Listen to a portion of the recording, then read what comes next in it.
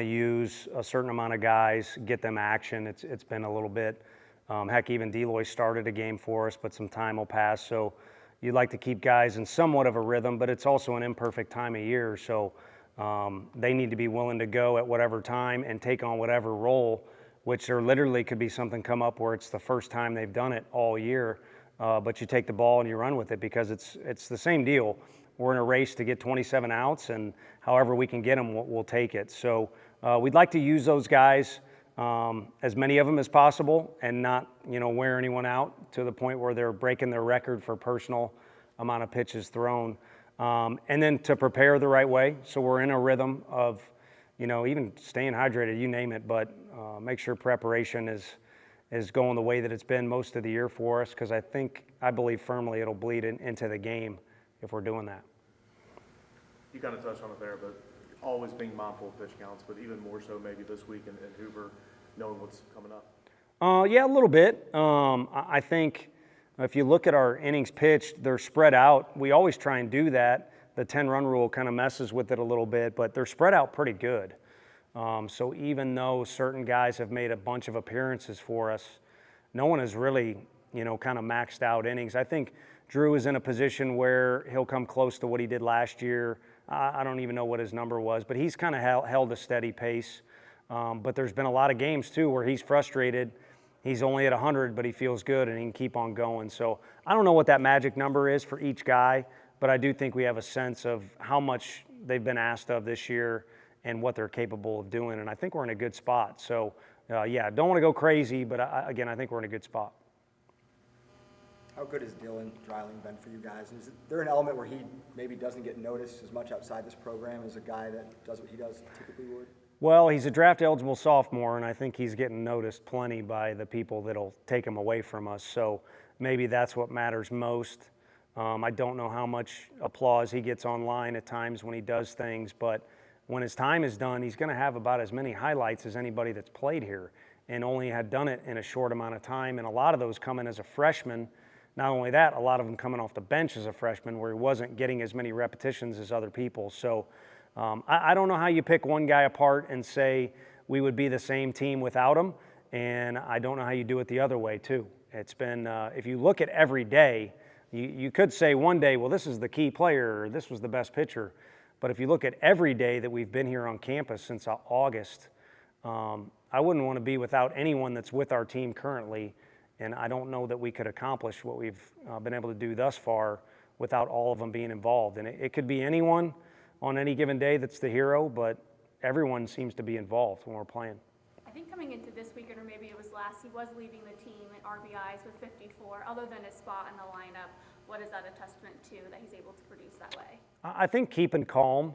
A guy like David Ortiz is considered clutch because of what he was able to do in the ninth inning and extra innings, but he also probably hit a bunch of homers in like the second inning of his career. I think it's just him being him. And maybe other guys get wrapped up in the extra yelling in the stands, or maybe back and forth in the dugout, or what the count is, or the scoreboard. And he seems to be very competitive at all times and doesn't seem to waver where he gives up an at-bat or gives way too much value to another one. Has his progression from his freshman year to now maybe taking you by surprise or a little bit, or is this kind of what you expected from him?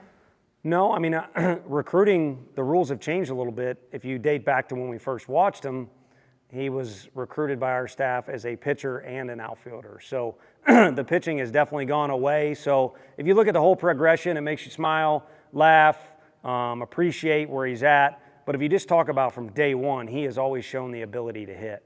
So it's been more about adding the physicality, which they're in the weight room now. And I mean, if you just walk, he's very strong and has put in a lot of work to do so. Such a better base runner than he was when he first got here, and has become, something that is more than reliable in the outfield for us, and just has a real good feel for the game. Not that he didn't early, but I think he's matured in a lot of areas that now prop up his hitting even more, which has kind of always been there, at least to an extent.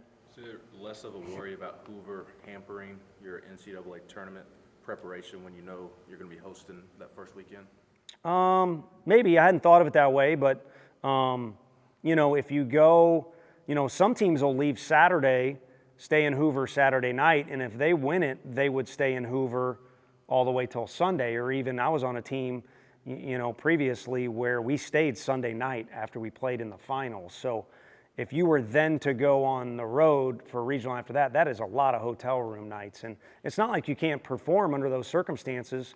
Last year, quick turnaround for us between Clemson and Southern Miss, and a lot of hotel nights combined in between. But you would like to get into routines. And I think being in Hoover, staying in nice hotels they put you up in, they take such good care of you. The city's done an unreal job. So I think once you're there, the circumstances are ideal for our guys to get rest.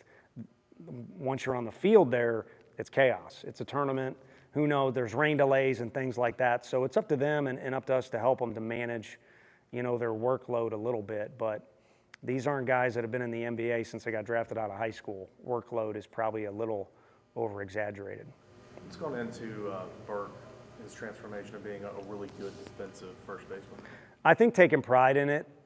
He's always kind of had good actions over there.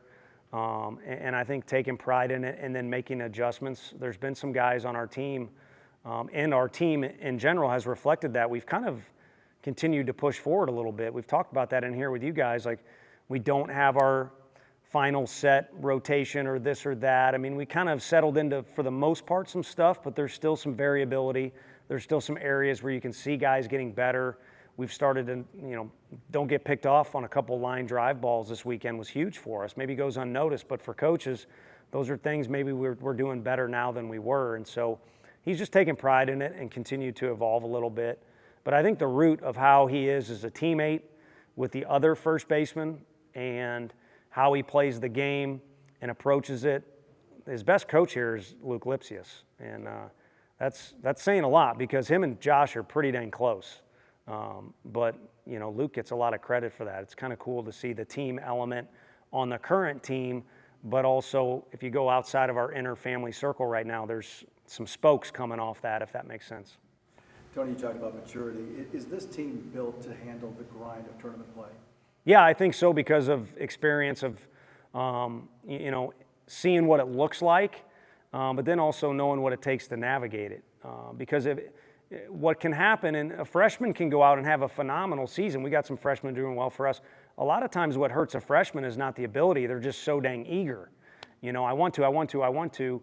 And I think there's an interesting calm about the team when we get into all those one-to-one Sundays or day threes that we've had. There's an interesting calm about them. Even the one we lost in Tuscaloosa, even though we've obviously gotten better from there. And so some guys have experienced it either in junior college with other schools or here, or even watching it on TV when they were a signee with us. And so I think they know how to, if you're talking about managing a workload, that's a bigger one to me, is your excitement and your giddiness, and when do you celebrate and when do you get upset and when do you cheer for this or that. I think this group has that as a strength. You were at softball yesterday. It's no secret you're a big Tennessee basketball fan. How fun is it right now to be on Rocky Top and to be a part of Tennessee athletics? Yeah, it's great. And the fan base, the one part that's bad on this campus is this fly will not leave me alone. But other than that, everything is, you talk about evolving, everything is pushing forward with the facilities. The fan base has always been, ever since I grew up in St. Louis, the fan base was very well known. And it's impossible to wear orange and go in an airport, whether they know you are a part of the athletic department or not, they want to talk about it. So all those things are already good and even great, but they're pushing forward. So we got to hold up our weight around here. But that was impressive performance by them yesterday. When you get into the heat of competition at Hoover, especially on Wednesday when you're throwing guys that maybe wouldn't ordinarily throw in those type of games, do you have to convince yourself to let them go a little longer, like Marcus Phillips or Dylan Lloyd, guys like that? Yeah, I think we'll kind of script it ahead of time and then just kind of feel it out as the game's going on. And unfortunately, Plan A, as much time as you put into it, rarely occurs. It can if all things go right, but again, I would expect more chaos, and we'll probably end up approaching that game just piece it together. And the good thing is, like I said, we feel comfortable about the guys we have. We have guys that are getting outs and are getting better at getting outs. We have guys that have gone unused, or I could even say, for their defense, underused. that are available to get outs and capable of doing it. And you'd like to add AJ into the mix, like we talked about a little bit yesterday. So, hey, throw them all in a pile or in a pot. We're just trying to get to 27, and if we play good defense behind them, I think it's a solid enough group that we can stay competitive. Is AJ still on track as you've talked about him being and what you hope for him to be? Yeah, I think, when and where and how will depend a little bit. I know I didn't talk with him, I guess. I told you guys he was done getting on the mound before we go there, but he put in some work on the mound today, so which was good. I'd rather he pile up some reps and feel comfortable. So we'll see tomorrow where he's at and then decide where is the best spot to insert him. Because all we're guaranteed is 2 games, so somewhere in those first 2 games.